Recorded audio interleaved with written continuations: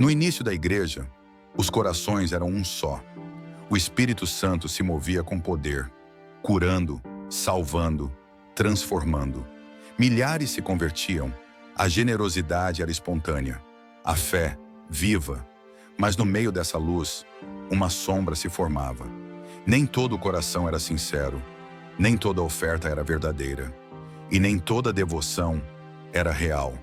Esta é uma história que corta como uma espada, de dois nomes que ecoam até hoje como advertência, de uma mentira que não enganou o céu, de uma oferta que não agradou a Deus, de uma queda diante do altar, porque diante do Espírito Santo não há disfarces.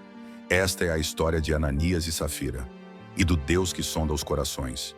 Após o Pentecostes, a igreja primitiva não era apenas um grupo de pessoas. Era uma família, um corpo unido pelo Espírito, um só coração, uma só alma. Homens e mulheres vendiam suas terras, suas casas, e colocavam todo o dinheiro aos pés dos apóstolos. Não por obrigação, mas por amor, por fé, por reverência a Deus. E por isso, ninguém passava necessidade. Os pobres eram supridos, as viúvas cuidadas, os estrangeiros acolhidos. Barnabé, chamado também de Filho da Consolação, vendeu um campo e, sem hesitar, entregou tudo. Sem reservas, sem mentiras. Um ato que se tornaria exemplo de integridade e entrega total. A atmosfera era sagrada. Não havia espaço para hipocrisia. A presença do Espírito Santo era palpável. Um ambiente de fé viva e de temor profundo ao Senhor. No meio de uma comunidade movida pelo amor e pela verdade, estavam dois corações divididos, Ananias e sua esposa Safira. Eles viram o que Barnabé fez, ouviram os louvores, os agradecimentos, o respeito que ele conquistou e desejaram o mesmo reconhecimento, o mesmo aplauso. Então venderam uma propriedade como muitos outros. Mas quando o dinheiro chegou às suas mãos, algo mudou.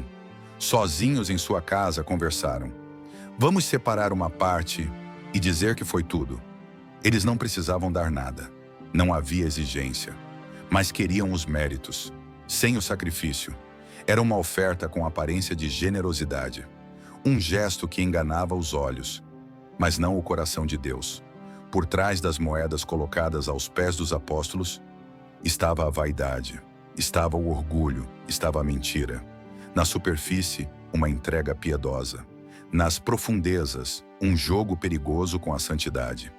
Eles achavam que enganavam homens, mas estavam tentando enganar o Espírito Santo. E o preço dessa escolha seria alto. Ananias entra com passos firmes, mas seu coração vacila.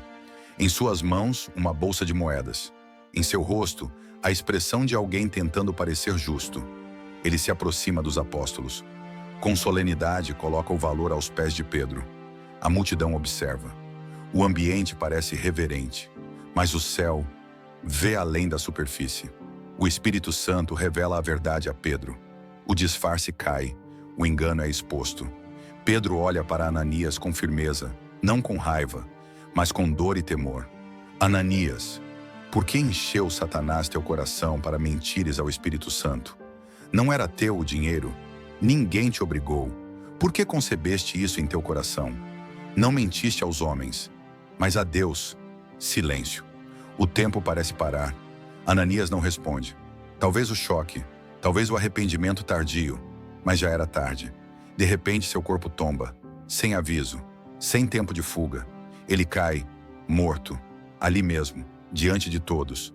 Um murmúrio percorre a multidão. Olhares de espanto, corações tremem. O temor de Deus enche o lugar.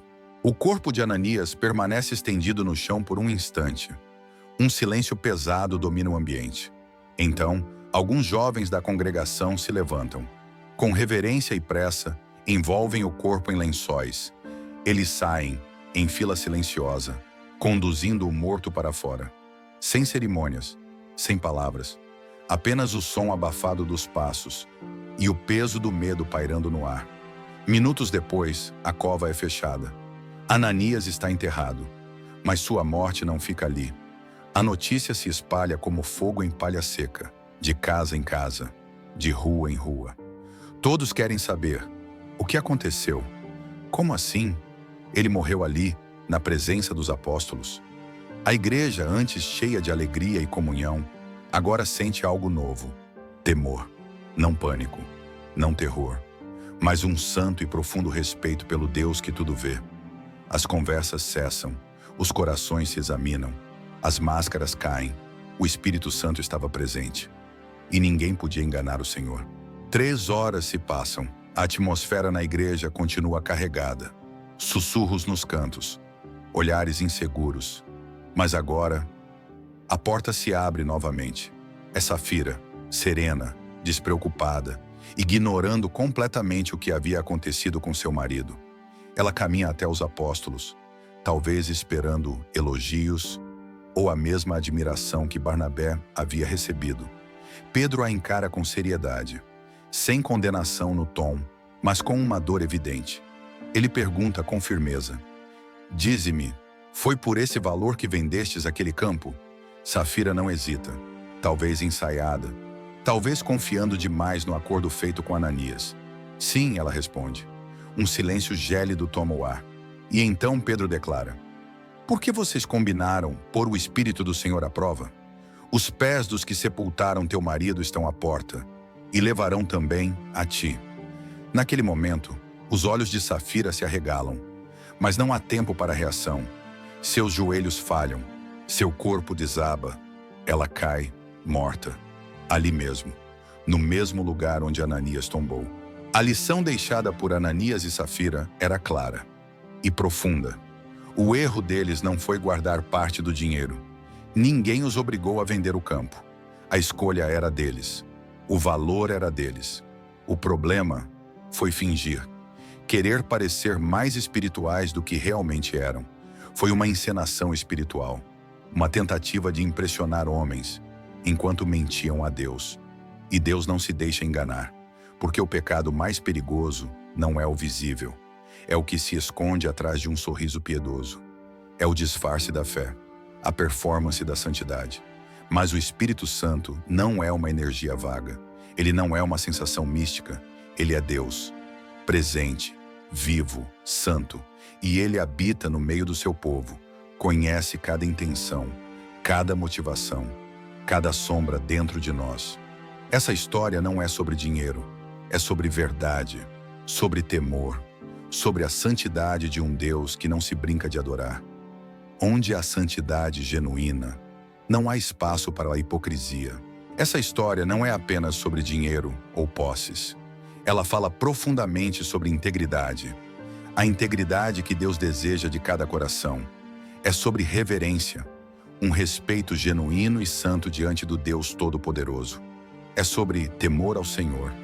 Um temor que não paralisa, mas que transforma, que purifica. Na Igreja de Cristo, na comunidade dos que creem, não há lugar para máscaras, nem para aparências vazias, nem para palavras que escondem intenções. Ananias e Safira permanecem como um lembrete solene e urgente. Deus é santo, perfeito em justiça e amor. Deus vê, nada escapa ao seu olhar penetrante. Deus age, ele não ignora o que está oculto. Essa passagem ecoa através dos séculos até hoje. Deus ainda está atento aos corações que o buscam sinceramente.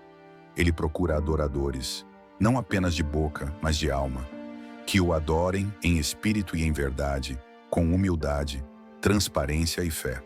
Que possamos aprender com esse alerta e viver vidas autênticas, firmes na verdade e revestidas do temor que glorifica a Deus.